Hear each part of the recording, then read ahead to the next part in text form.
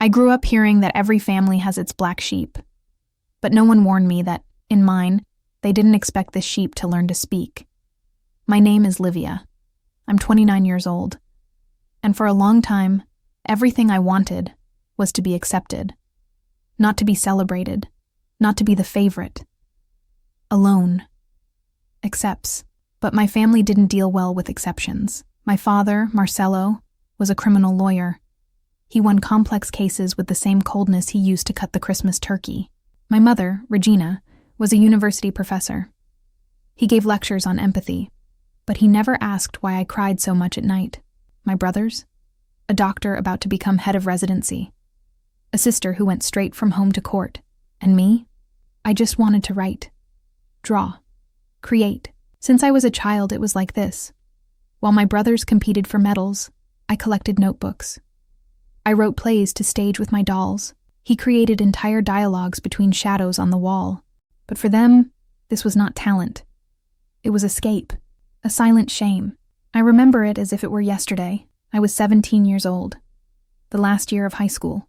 At the dinner table, everyone talked about entrance exams. Fernanda has already passed law school, right, daughter? Yes, Mom, USP. And Raphael, medicine right on the first call. What pride. And you, Livia, what are you going to do? I swallowed hard. For the first time, I built up the courage. Performing arts. The silence that followed was as deafening as my father's muffled laughter. What are you going to live on? Of clowning? My mother tried to soften. Daughter, this is a hobby, not a profession.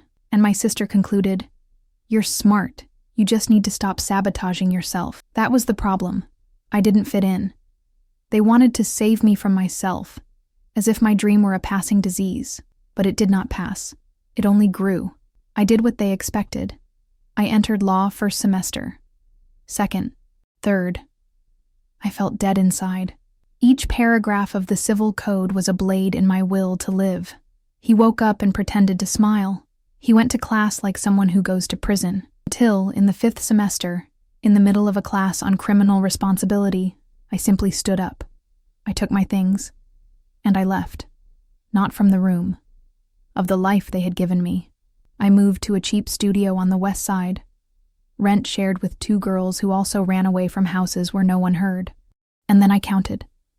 I called home. I took a deep breath. And he said, I quit law. I'm going to do theater. And I won't come back. Silence. Again.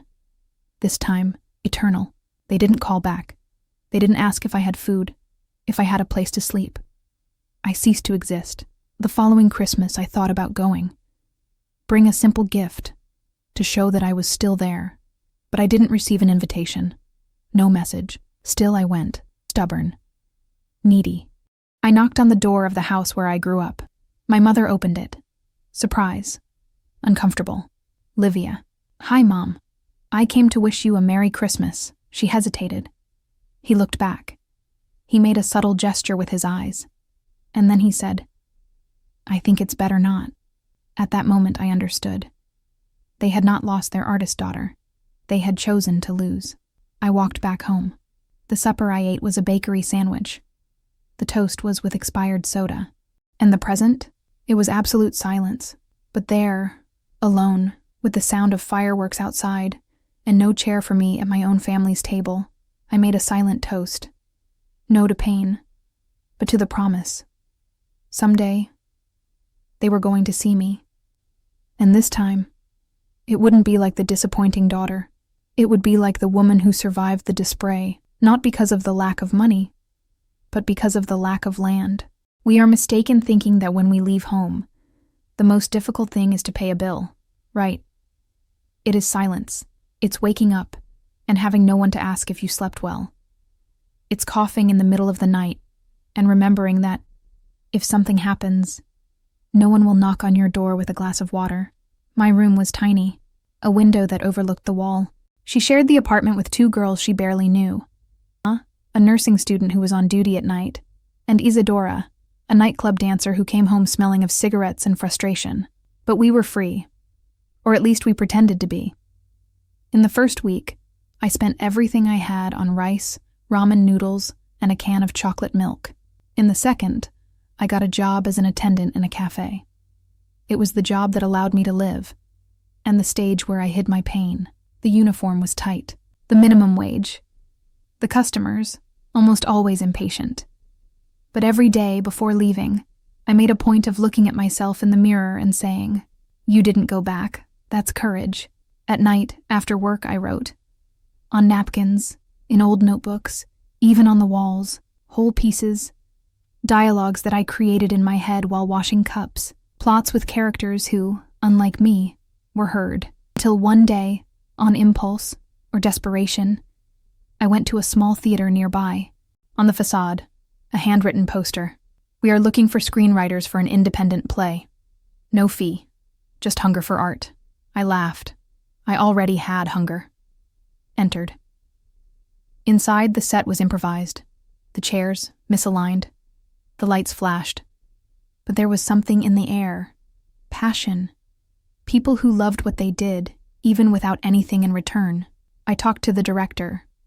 A short woman, with shaved hair and eyes that seemed to see beyond the skin. "Do you have texts of your own?" she asked. I took my notebook out of my bag. I delivered it as someone who delivers a child. She read it. Silence. And then he said, "Come back tomorrow. I want to see more." Back. For weeks.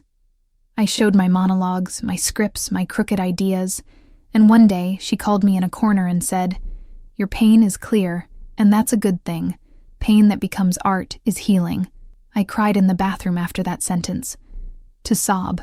For the first time, someone had seen value in what I was, not in what I hid. The play was put together with few resources, but it was the most beautiful thing I've ever seen. 3 actors, a rough lighting, but my story there. It was a play about abandonment, about a daughter who leaves home and comes back to look for something she didn't know she had left behind. Her identity. The premiere had 12 people in the audience. In the second presentation, there were 22. In the third, 37. And on the fourth night, between the shy palms, I saw a lady sitting in the background. Brown hair, upright posture, eyes fixed on the stage. My mother? No. It was just someone who looked alike. But for a few seconds, my heart froze, because a part of me still wanted them to see it. That they listened, that they understood, but they weren't there, and maybe they never would be. On the way home, I sat at the bus stop and wrote a letter. I never sent it. I never had the courage. But that night, I needed to write, "Dear Mother, today, the audience applauded the play I wrote. For the first time, I was applauded not for a diploma, not for a report card, but because it's me. Would you ever do that too? Love, Livia." I kept the letter in the drawer, and I slept with a light chest. That night, I dreamed of a version of myself sitting at the family table, but without fear, without having to explain why he chose to be different. I dreamed of a house where being an artist was not a burden. I woke up with the strange feeling that maybe, just maybe, I was starting to belong to myself, and yet it flourished. The postman shouted my name at 10 a.m. I was in sweatshirts, drinking instant coffee from a chipped mug, thinking about the title of the next piece. Livia Almeida? It's me. He handed me a beige envelope, with my family's coat of arms embossed in the left corner. I would recognize that fountain even with my eyes closed. It was the same one that stamped the baptism, graduation, wedding invitations, except, for the first time, it was addressed to me. My hands were sweating. I opened slowly, and when I read the first few lines, I felt like I was being pushed down the stairs by someone in my own family. Camila and Renato invite you to celebrate the wedding that unites 2 families. Date, November 12th. Location, Imperial Hall dress, discreet formal. Is that it? Without "Dear Livia." No personal signature, without a single trace of affection. Worse than the content of the letter was the feeling it carried. Obligation. It was as if my presence was a logistical nuisance, a shadow that could not be missing in the family photo, but that he needed to know his place. I took a deep breath. Camilla has always been the star of the house. She had everything: beauty, charisma, intelligence, and now, a wedding worthy of a magazine cover. And I was the footnote, the stain on the board, nevertheless, was. Not for her. For me. I dressed in the best I had. A navy blue dress I bought at a thrift store, fitted by a friend who is a seamstress at the theater. Hair up. Light makeup. And a single accessory. Courage. The hall was stunning. Flowers everywhere. I saw old family friends, people who looked at me as if they were meeting a ghost again. Livia? I thought you were living abroad. Wow, how you've changed. They talked as if I had disappeared by choice. No one asked what caused me to leave. At the family table, they put me next to an aunt who didn't remember my name. And then, the bride and groom arrived. Camilla entered like a princess. Perfect. I thought about how she always knew how to shine, and how she never allowed anyone around her to light a candle of her own. During the vows, she cried. So did he. Applause, kisses, hugs, and I was there, as an extra of my own blood. After the ceremony, my mother approached. Are you okay? I'm alive, I replied. She hesitated. I knew you would come. Did you know? You always show up, even when they don't call you. Hurt. Not the phrase, but the truth in it.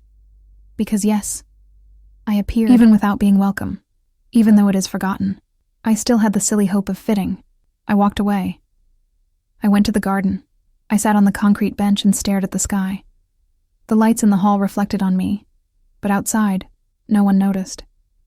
Until I heard footsteps. Camilla, I knew you would come, she repeated. I thought I would be polite. You don't change, do you? Always trying to prove something, and you always trying to erase those who don't applaud you. She arched her eyebrow, as if hearing something offensive but not wanting to lose elegance. I just hope you don't use this on a piece of yours. Smile. You should root for that. It would be the first time you would participate in something authentic. She looked at me with that contempt she learned from my father. That look that doesn't hurt, but it does. You could at least try to be less bitter, she said, and you could try to be less empty. But since none of us can, I stood up. Congratulations, Camilla. You married the right man. Now all that's left is to learn to really love. Something our family never taught you. I returned home at the end of the night, with my face tired and my feet aching, but something inside me had changed. The girl who wanted to be accepted died at that party, and who was born in the place was someone who no longer begged for a chair at the table. Now, I would ride mine. 2 years have passed since Camilla's wedding. 2 years without calls, messages, not even those Merry Christmas chains in the family group. They disappeared again, as they always did when they didn't know how to deal with me. But I was different. In 2 years, my pieces gained space, first in the basements of small theaters, then in independent festivals. One of them was nominated for the Young Dramaturgy Award. I signed a contract with a publisher to publish my collection of monologues. No, I still didn't have any money left.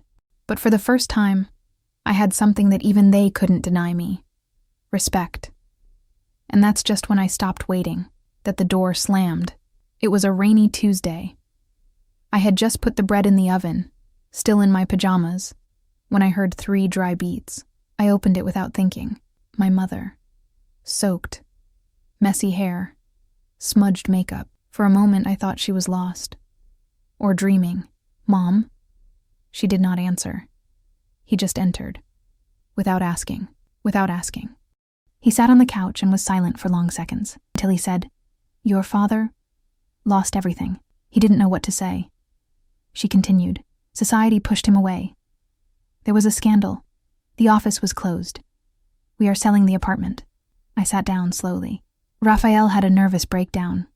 He's hospitalized. Camilla separated. She discovered that her husband had been cheating on her with his secretary for 6 months. She then looked into my eyes. And for the first time in her life, my mother seemed smaller. Human. I don't know where to go. I have no one to talk to. And even after all, I thought of you. It was at that moment that something inside me froze. Not out of revenge, but for emotional justice. For years I was the mistake, the shame, and now, was I the lifeline? Do you want help? I asked. She nodded. Do you need me? Yes. I took a deep breath. I got up, went to the kitchen. I put the bread on the table. I made tea. I offered a slice. She accepted in silence. We talked for hours, about what no one had the courage to say before. She cried. Me too. She apologized. Really. For the first time. But that was not what marked me that night. It was the phrase she said before leaving. You didn't have to forgive us. But even so, you made tea. I would have shut the door in your face. And I responded with something that came straight from the scar. It's just that you taught me to be everything you weren't. That night, I didn't sleep. Not pain, but of relief. Because finally, I had won. Not with shouting. Not with a show. But with silence. With maturity. With the kind of love that chooses not to repeat the mistakes it has received. They came back. Little by little, as if trying to reconquer a territory that he never really knew. First my mother, then Raphael, with a shy message.